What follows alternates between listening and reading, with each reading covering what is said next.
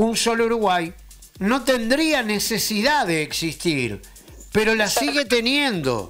Desde aquel primer encuentro 2018, aún se sigue cargando con casi todas las mochilas que detalló Eduardo Blasina en una alocución, tipo de cambio desfasado, deuda elevada del sector agropecuario, precios de los servicios públicos, más empleados públicos y menos privados, impuestos altos, pocos acuerdos de libre comercio y la inflación rondando el 10%. Hay un Uruguay que ve en estas mochilas un verdadero lastre de crecimiento, pero otro Uruguay ve allí justicia social, redistribución de la riqueza, y no tienen miedo a endeudarse y gastar más. Dos visiones bien diferentes que afectan nuestro futuro.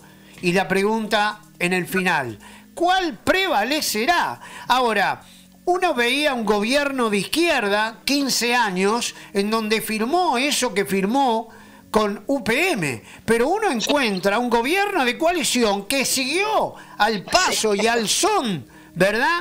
Y acá está lo que hablábamos. Mientras yo estoy, ¿no? Me alineo con un solo Uruguay. Ahora, cuando me toca a mí estar acá, son los otros que no se alinearon los que se alinean. Es una cosa verdaderamente de loco. Y seguimos gastando 100 millones de dólares para dragar al río. ¿Se da cuenta? Y no llevarnos un mango de todo este negocio. Y eso es lo que reclama un solo Uruguay. Y eso es lo que tiene razón un solo Uruguay. Ha cambiado de gobierno, pero el sistema sigue igual. Esta gente sigue con el mismo camino.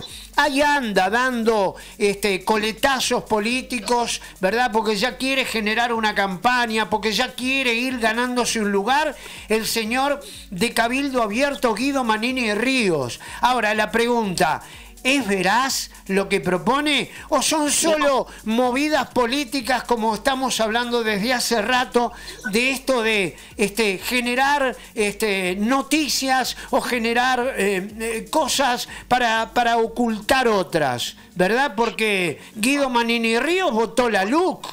Y Guido Manini Ríos, al votar la LUC, votó muchas cosas de esta que ahora se queja. Exacto. Ok, yo no puedo decir una cosa como el Tero, canto allá y pongo el huevo en el otro lado, Manini. Dejate de joder, Manini. Dejate de joder, sos como el pastorcito mentiroso. De tanto mentir ya no te creo nada. Porque cuando tuviste que marcar la diferencia te plegaste. Tu señora estaba en el ministerio, cuando arrancó, Ministerio de Vivienda Territorial y Medio Ambiente, y sin permisos empezó a trabajar la gente de UPM. Entonces, sos tan bandido como el resto que siguió adelante un proceso que podía haber cortado. Esta es la realidad. Esta es la realidad. No, eso es así.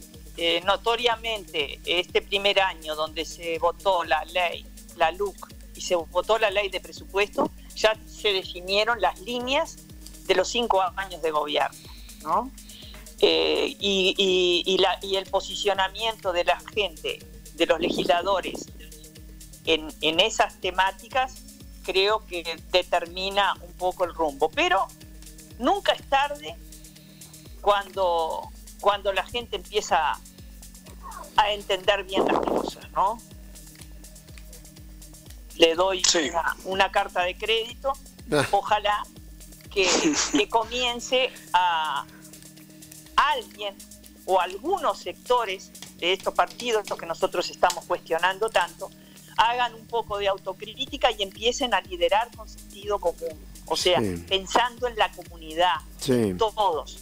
Yo tuve que vivir en mi partido, por ejemplo, personas que me cuestionaron porque dice, estás apoyando a un proyecto de ley que apoya Cabildo Abierto con el Frente Amplio.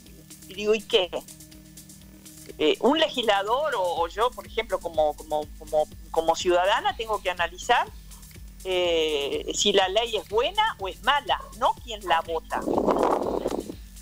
El análisis tiene que ser del proyecto, de los objetivos del proyecto, de sus propósitos, y no me importa si acompañan los del Frente Amplio, que son los causantes de todo este problema, porque ellos tenemos estudios de todo un proceso absolutamente mafioso, lo digo con todas las letras, del periodo de gobierno, de los 3 periodos de gobierno del Frente Amplio, donde se le concedió a 2 pasteras el 70% de las tierras que se autorizó a sociedades anónimas extranjeras.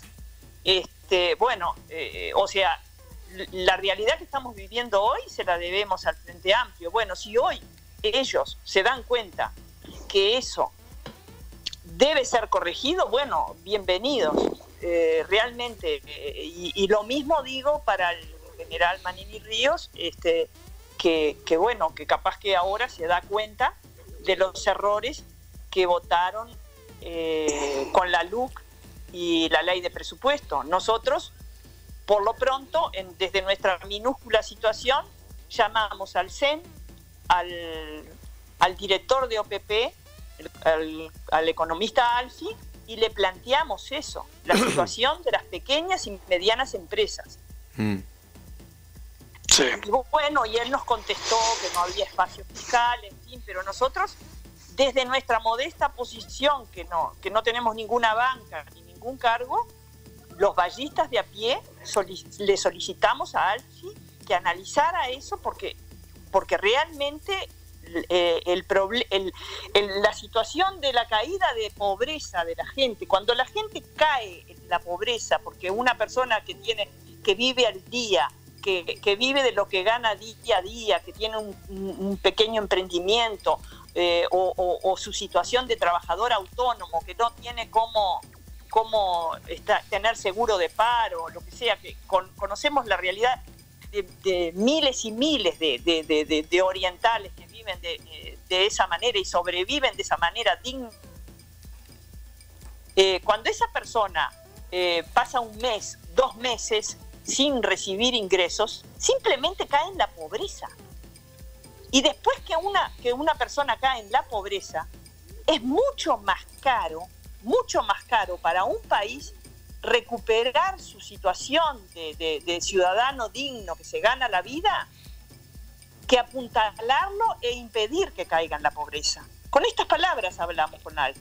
Y dijo, no hay resto, y estamos haciendo lo posible para que no caigan en la pobreza, y bueno, pero si no se hace lo necesario,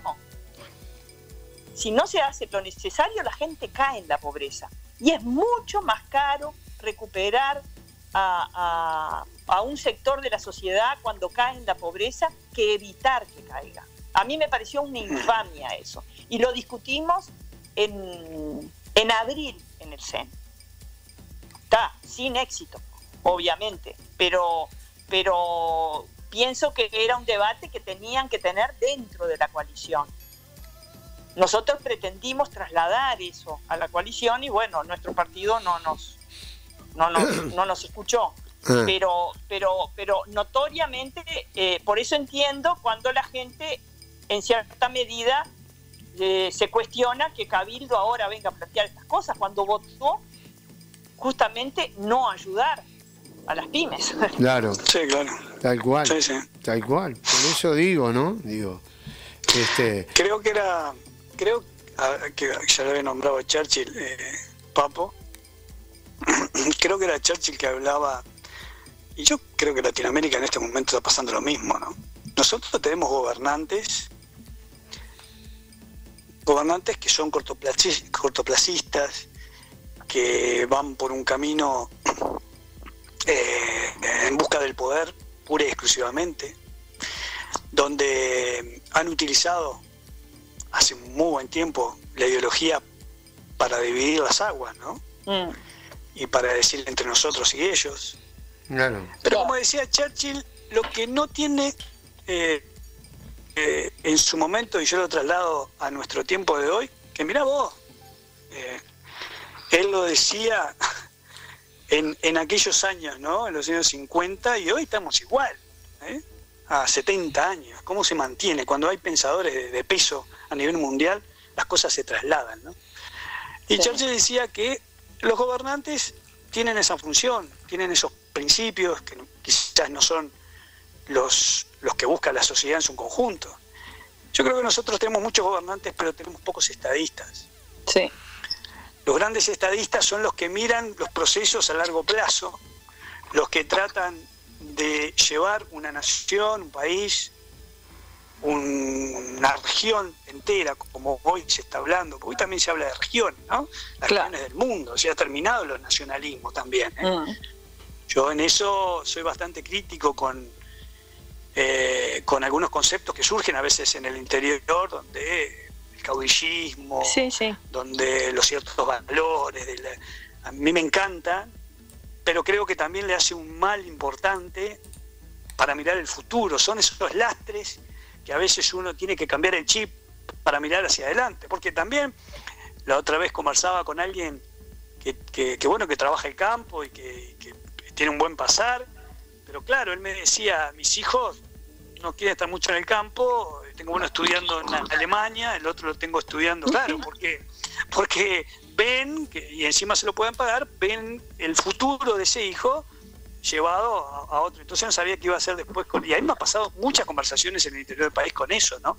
Como a otros les encanta el campo y se proyectan en el campo también, que es un valor productivo, que también nosotros, y eso es muchas veces lo que reclama Un Solo Uruguay, esta organización que reclama igualdad.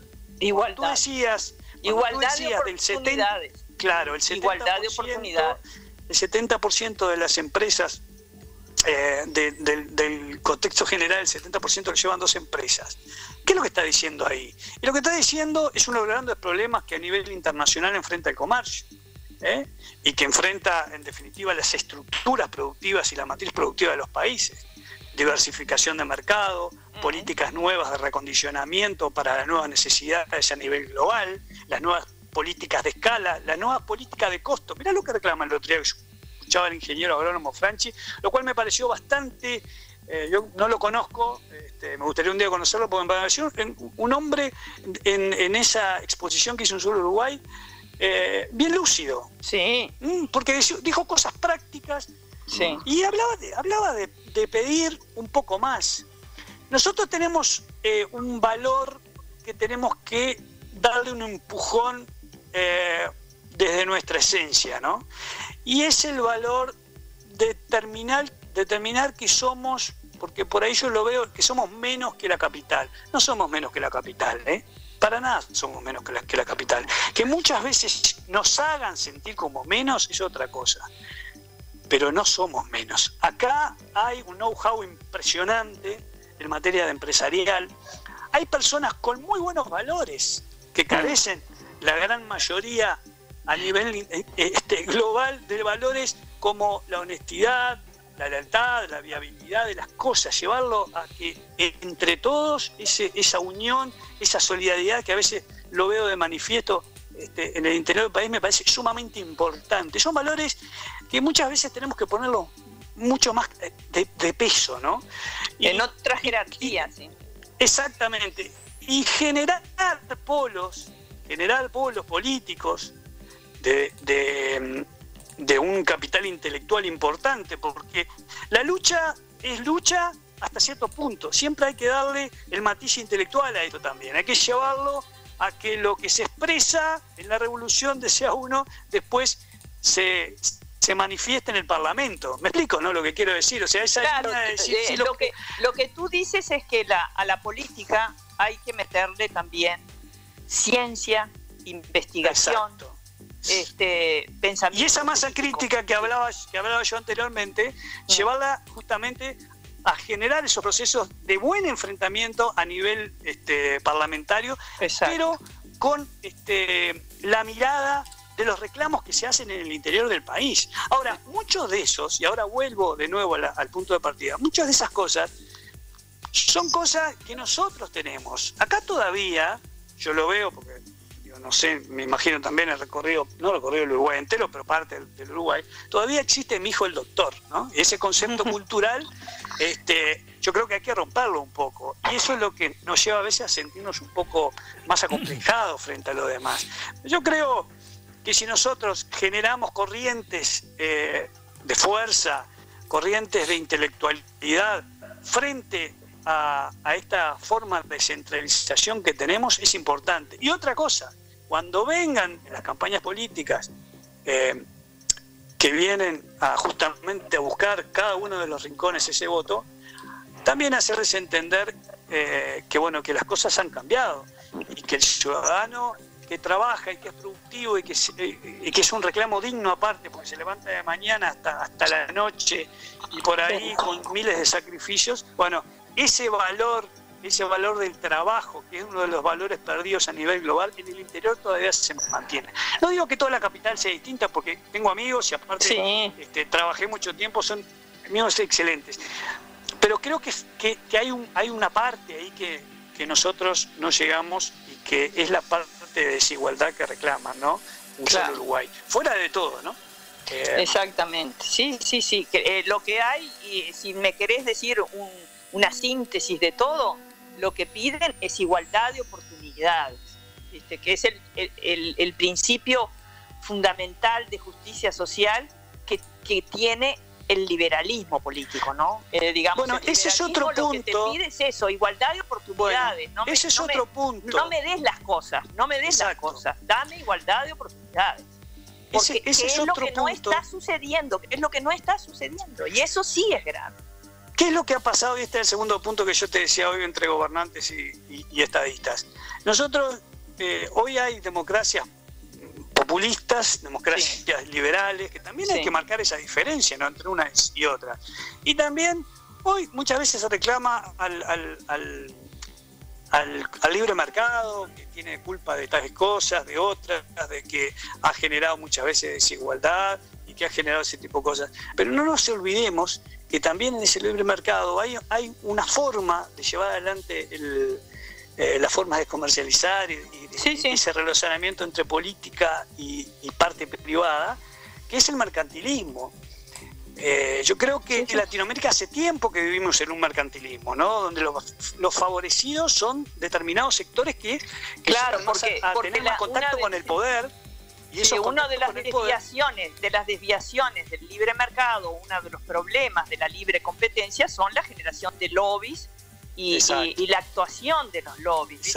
Los tipos empiezan a... Entonces, no confundamos, es bueno que lo digamos, Margarita, pero no confundamos lo que es una cosa y lo que es el mercantilismo, lo que es una cosa y lo que es la otra. El mercantilismo está asociado últimamente, este último tiempo, en Latinoamérica, ¿no? Esas corporaciones determinadas llegan por cierta viabilidad de ciertos sectores que gobiernan y ciertos sectores de poder, y eso no tienen partido. Mirá vos qué interesante. Esa forma de llevar adelante no tienen partido. Eso está comprobado que no. ¿Qué es lo que acabas de decir tú? Tienen lobby de gobernantes que reflejan justamente el accionar de esas corporaciones y las llevan adelante. Después somos de un color o del otro. Pero mirá, inclusive vulnerando la ley, porque nosotros tenemos desde el 2003 reglamentada una convención de Caracas, cuando Caracas todavía no existía, de hace décadas, de lucha contra la corrupción. Acá después se aprobó la ley en el Parlamento uruguayo y está ese decreto 30 del 2003 que es impecable. Y todos los días vemos que se vulnera ese decreto 3. ¿Para qué? Para que operen los lobbies. Lamentablemente es así. Por eso te digo que yo no tengo ningún problema con el libre mercado. Ningún problema. Tengo problema con estas cosas. Yo siempre comento acá en Papo, porque me gusta mucho escuchar a Gersi, siempre habla de justamente en algunos sistemas políticos que existen, lo que se hace la ley es un reflejo del poder y no una limitación. Claro. Bueno, es un reflejo del poder. Esos son estados no de derecho, esos son estados de legalidad. Una vez se lo dije a... Bueno, pero eso ya es un grado peor. nosotros, por ejemplo, en Uruguay, la institucionalidad, nosotros tenemos ese decreto, no había manera de que se instalaran los lobbies. Te lo digo clarito, así nomás. Pero como no se cumple, no hemos llegado a ese grado espantoso de legalizar la corrupción, ¿no? Que creo que es una etapa más embromada que yo que sé. Sí, en muchos países de Latinoamérica esto está impuesto, ¿no? Venezuela, Argentina, e inclusive Brasil hizo unos intentos en la época Venezuela, de Lula, por y ejemplo, no pudo llegar a eso, ¿no? Es clarísimo, ¿no? Pero se generan normativas, se generan leyes, se generan regulaciones. Claro, que pero por reflejan ejemplo, justamente el poder. Claro, por ejemplo, lo que tenemos son ejemplos como las autorizaciones. Viste que hubo una ley que se prohibía la venta a sociedades anónimas extranjeras, salvo un procedimiento de excepción. Resulta que la excepción matriz, o sea, la primera excepción que pide una sociedad anónima, debe pasar por el Parlamento, por el Tribunal de Cuentas, yo que sé, tiene un procedimiento de contralor republicano bastante importante, porque esa autorización tiene que cumplir objetivos, ¿no? Y eso se da. Pero mirá vos, teníamos un pícaro en el periodo anterior, mientras gobernaba el Frente Amplio, que armó un decreto donde las autorizaciones secundarias se daban simplemente por un decreto del ministro del ramo, en firma con el presidente de la República. O sea, no pasaba por ningún contralor. Y resulta que las autorizaciones subsidiarias o secundarias esas, que tenían 6 veces más de territorio que la inicial. O sea, el Parlamento controlaba si la excepción que se le iba a otorgar a la empresa Uruguay Forestal, en tal caso fuera por 1.000 hectáreas. Pero después pedían 10 autorizaciones más por 6.000 hectáreas, por 15.000 hectáreas. Entonces, terminamos con el resultado de que esas 2 empresas pasteras, las más importantes, tienen el 70% del territorio que se autorizó a empresas extranjeras. ¿Está? Claro, porque existe una ley y después por decreto nos hicieron eso. Entonces, es como tú decís, ahí sí hay un ejemplo de que la corrupción se fue institucionalizando. Eso es bien claro, sí. Ese es el gran problema que tiene hoy Latinoamérica. Cuando se le pregunta en algún lado, ¿qué piensa de Latinoamérica? La mayoría dice, bueno, primero tiene que hacer un revisionismo y tratar de ver cómo van a darle solución a todos los problemas que tienen en el ámbito gobierno. Porque nos meten todo en la misma bolsa, ¿no? Y en vez de nosotros ser un poco más despegados, porque en cierto momento teníamos una institucionalidad fuerte, respetada, porque la institución no es esa cosa, eso entre 4 paredes. La institución es algo intangible que merece todo un complejo de formas de ver y de valorar y de respetar. Y sobre todo, ¿sabés lo que es? Transparente. Transparente. Bueno, por supuesto, son los grandes valores que teníamos en aquel momento. Después Guillermo Sicardi pone en esa charla algunas cosas que me parecen también interesantes, ¿no? Llevar lo que es nuestra vida como país y lo que hemos defendido y en dónde estamos. O sea, también un sentido de mea culpa en algunas cosas. Yo creo que el uruguayo también tiene que darse cuenta. Yo lo conversaba, creo que ayer o anteayer con Papuno, a veces puede equivocarse. Equivocarse es humano y está dentro de las probabilidades. Pero hay como un sentimiento de que yo no me equivoco en nada. Y eso, a nivel de quienes llevan adelante los gobiernos, es una cosa que está todos los días latente. Cuando te hablan, te quieren hablar con una seguridad, que más que seguridad, te transmiten no sabes nada, no estás ni metido en el tema. Y así, yo he escuchado algunos, no de ahora, hace tiempo que vienen, de algunos ministerios, donde el ministerio, el subsecretario y todo, no tienen, con todo respeto, la más pálida idea de por qué están ahí, a dónde van a ir. O sea, el sentido aquel de voy a llevar mi forma de trabajo, mi forma de llevar el objetivo para un bien común, ¿dónde está? Y no está, caen porque caen ahí. Entonces, esos son los grandes problemas, y no entrando en lo que es el tema fundamental de la tecnocracia, no digo eso, digo más sentido común y más lógica para llevar adelante gestiones, ¿no? Sí, entonces, más ética, no, porque detrás de todo eso está la ética de la buena no tenés política. un sentido en gestión, una de las cosas que realmente tiene que llevar, sentido holístico de las cosas, ¿no? Claro. Uno tiene que saber que Papo o Margarita y Fabiano hoy día están llevando un programa y tienen que tener cierta coherencia, o sea, uno habla de determinada cosa, el otro pone el tema, lo lleva, pero hay ciertos criterios. Esto se ha trasladado a gestión. Es eso, las áreas tienen que tener ciertos criterios y un objetivo final que se dé en esos resultados finales. Claro. Entonces yo creo que acá hay como, y yo te digo la verdad, a mí me parece que la coalición en lo que ha sido la repartija de los cargos, yo creo que en algunas cosas no hemos medido la situación que se nos puede dar más adelante, ¿no? Sí. No quiero decir que se vayan a pelear, digo que hay a veces y pueden surgir intereses contradictorios de un ministerio con otro, y ahí vamos a ver más adelante una situación que se va a plantear y que quiero ver cómo va a salir, porque acá hay un bien supremo, que es mantener esa fuerza y esa unión, si no como todo, ¿no? Si no mantenés esa fuerza, esa coalición, se derrumba. Bueno, yo creo que la coalición está a tiempo y tiene un excelente. Disculpame. Yo creo que cuando se armó esta historia, creo que parte de lo que se vuelca en ese sentido que dijimos al principio de institucionalidad, porque la coalición también merece un sentido de institucionalidad llevado adelante, porque las prácticas políticas se van a hacer, y porque hay un programa atrás de unión y de pacto. Claro. Entonces, tiene un sentido de institucionalidad. Yo creo que en esa parte de encontrar esos talentos suficientes, yo creo que ahí puede haber un gran error, y es una lástima, porque se podría haber arreglado de otra forma y se puede dar situaciones que yo te estoy diciendo más adelante, donde los de afuera van a devorar este sistema. Sí. Exacto. Voy a ir entrando porque me quedan 3 minutos para terminar la charla con ustedes dos, ¿no?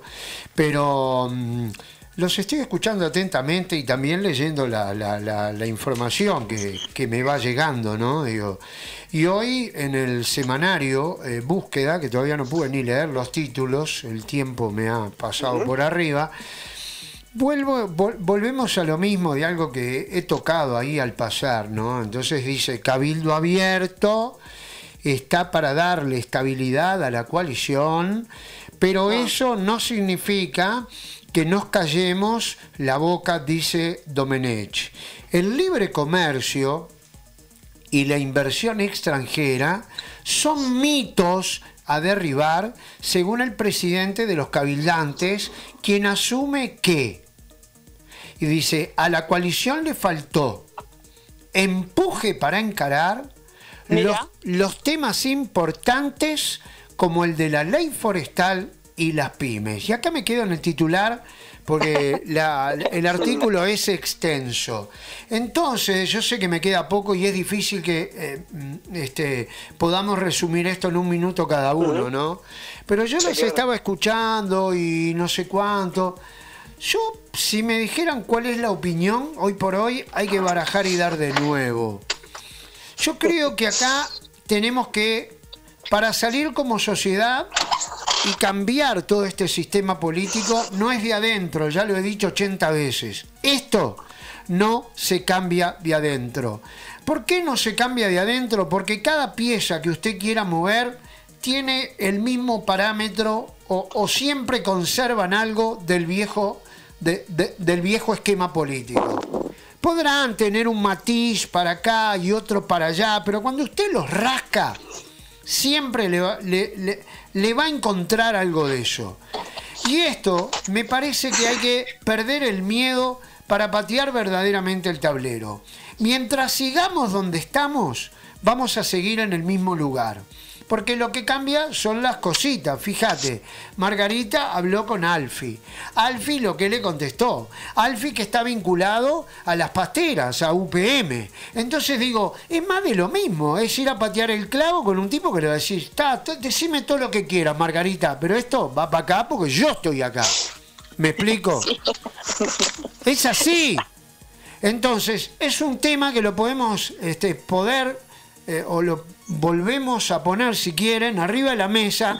¿Hasta dónde esto? Y la pregunta es, porque siempre se le tiene miedo, y como hay varios de ellos escuchándonos en todo el país, pregunto si a esta altura no tendrá que perder el miedo un solo Uruguay y salir a la cancha. Y no tener miedo que le digan, ¿viste? Estaban haciendo política. Ah, ¿no? ¿Y qué te parece que es lo que reclamamos? No tiene que ver con... Y perder ese miedo y, en definitiva, jugar desde una cara nueva, dispuesta a... Porque mientras hable Domenech, yo no le creo un pomo a este señor, ¿verdad? No le creo nada a Domenech, ¿verdad? Sino que lo diga Eduardo Luz, ¿verdad? O sea, que iba para allá y terminó para el otro lado. ¿Me explico? Sabiendo lo que era Eduardo Luz. Y ahí está, y ahora me habla de las pymes y de la ley forestal. Perdón, como decía Florencia de la B, perdón. Digo, Domenech, perdón. Digo, y cuando tuviste que...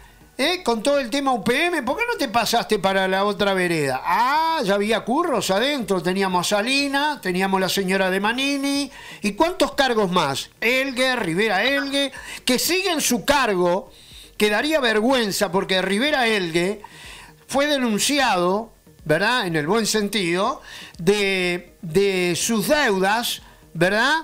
Lo denunció el semanario Brecha, y sigue ahí metido. Y es un cargo no menor el que tiene Rivera Elgue. No dan el paso al costado, no lo saca nadie. Siguen ahí metidos. Es como de las otras informaciones que tiene hoy Búsqueda, ¿verdad? Donde habla que un director del BROU, es vicepresidente de una compañía que demanda al Estado por 50 millones de dólares e incumple decisión del gobierno. Ahora, y esto, entonces, bueno, es de la puerta giratoria.